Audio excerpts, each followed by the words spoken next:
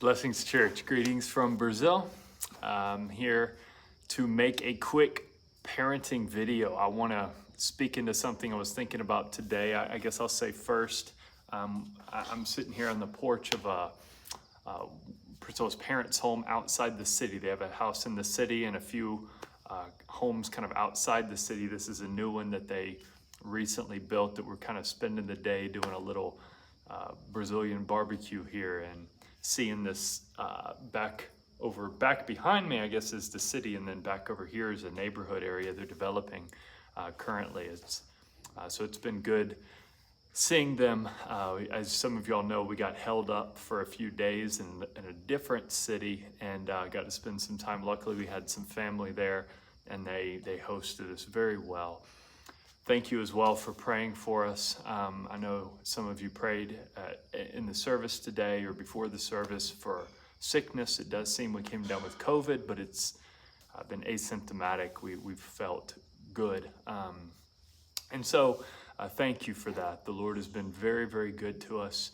And we're just grateful to spend time with family here. Lord willing, get to preach at a few churches here in the next week or two. But I wanted to say something about parenting quickly because we're here on her parents' property. They're aging, and I'm thinking, what does this look like in a few years? How do we care for them as they get older? And one passage we read in Mark chapter 7 jumped out at me, and I wanted to put it before us. It says, Jesus says this to the Pharisees, "You have a fine way of rejecting the commandment of God in order to establish your tradition. For Moses said, 'Honor your father and mother,' and whoever reviles father and mother must surely die." So get the weight of that. "But you say," so this is their extra biblical tradition, all right?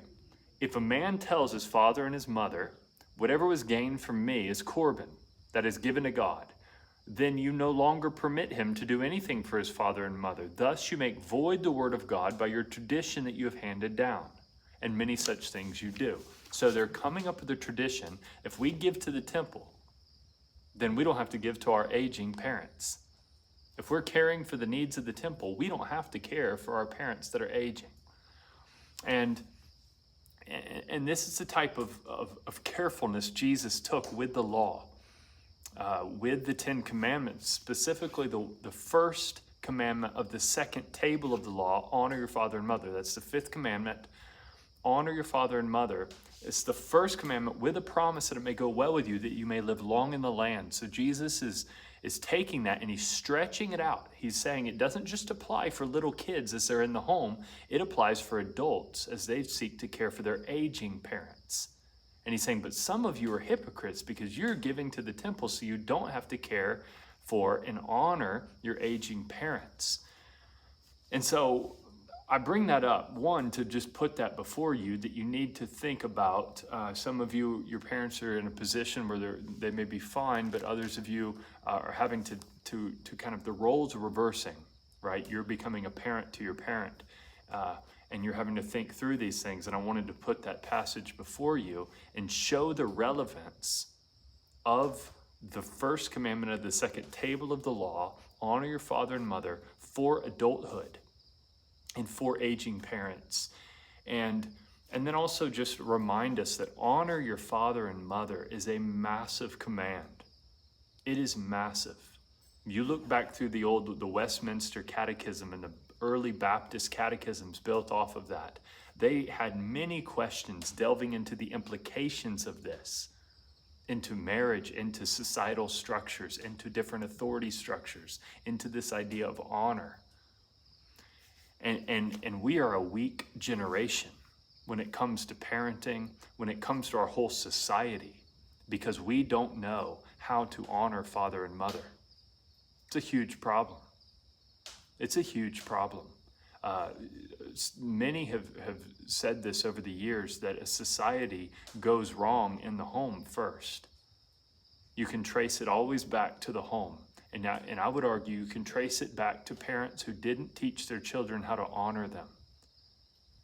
Because the fact that this is the first commandment out of all of the horizontal commandments, those second 6 commandments that are given in the law. It's the first one.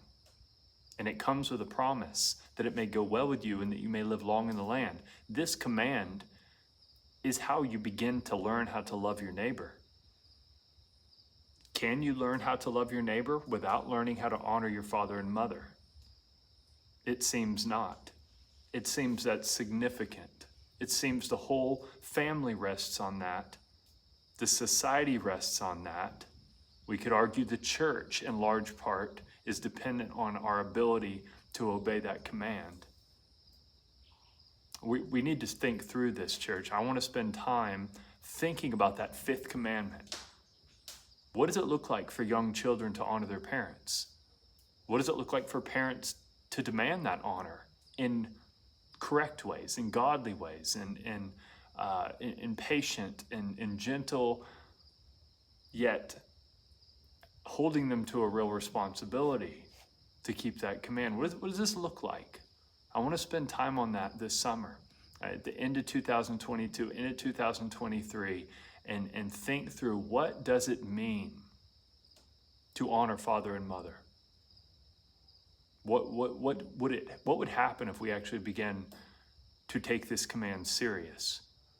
And so I was just thinking about that tail end of it, right there at the end, when you're helping your mother and father right before they end their lives.